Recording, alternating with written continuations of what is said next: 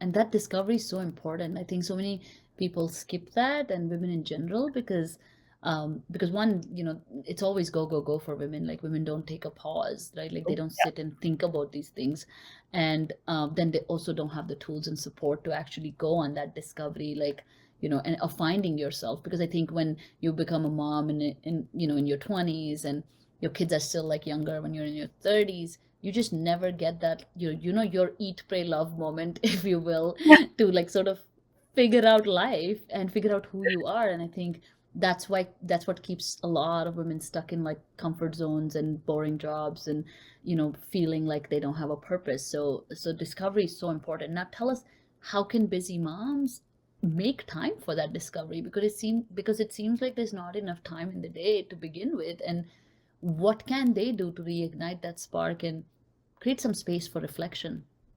That's a really good question.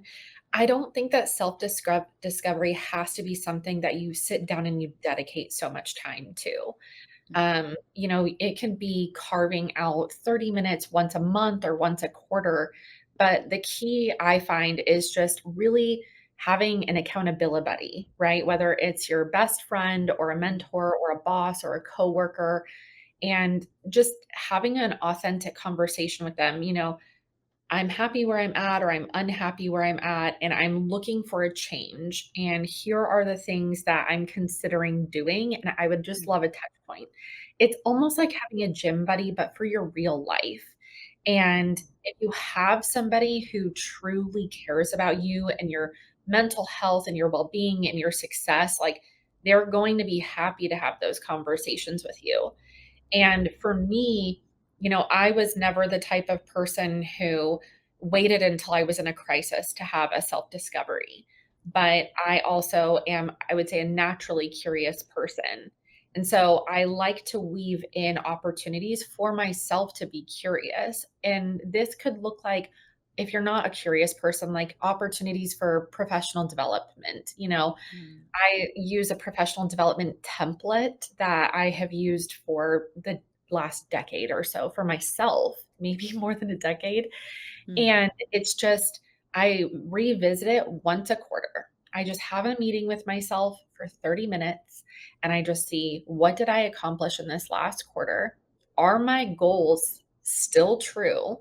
Like, do I still want to do this or not? Has my goal changed? And if I'm not on the right track, what's something that I can do like quick in 5-15 minutes to Mm. get myself back on track? That might be sending a text message to someone in my network just to open and warm up that network. Or Mm. it might be downloading an audiobook for something that I've been really interested and excited about. Or it might be carving out a calendar hold for 15 minutes to go explore a job board or a company or a conference. But it Mhm. doesn't have to be this super intense process of self discovery. You just need to carve out time for it. And what it looks like in that time is really up to you. There's Mm. so many ways that you can do career clarity.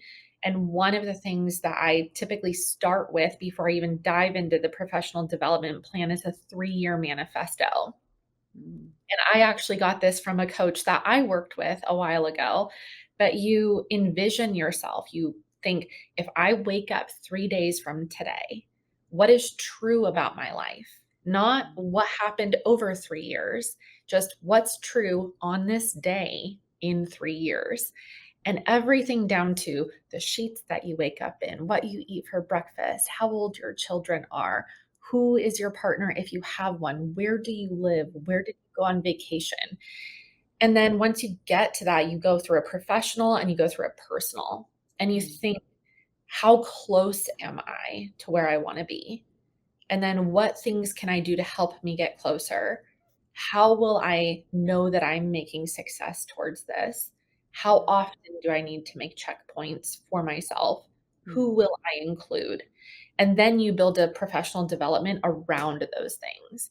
And I just find that it's so helpful to think of the life that you want to live versus anchoring yourself on the life that you think that you left behind.